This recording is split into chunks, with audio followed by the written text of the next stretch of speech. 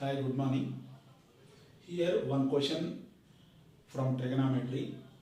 Prove that root of 1 plus sin A by 1 minus sin A is equal to secant A plus tan A. That is our question. But for this purpose, first I will take root of 1 plus sin A by 1 minus sin A already given.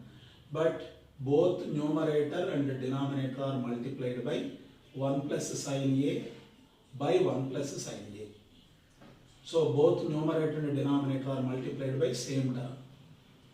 So then next step becomes root of 1 plus sin A into 1 plus sin A, 1 plus sin A whole square by 1 minus sin A into 1 plus sin A. This is in the form of A minus B into A plus B. That is A square minus B square. According to that, it becomes 1 minus sin square A, that is denominator. So that is equal root of 1 plus sin A whole square by 1 minus sin square A can be written as cos square A according to this identity rule.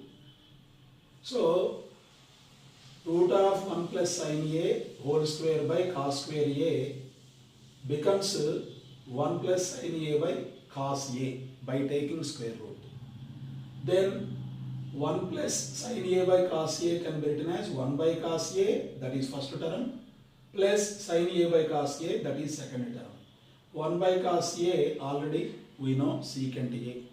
Sin A by cos A already it is tan A. So finally root of 1 plus sin A by 1 minus sin A is proved as secant A plus tan A. So hence proved. Thank you.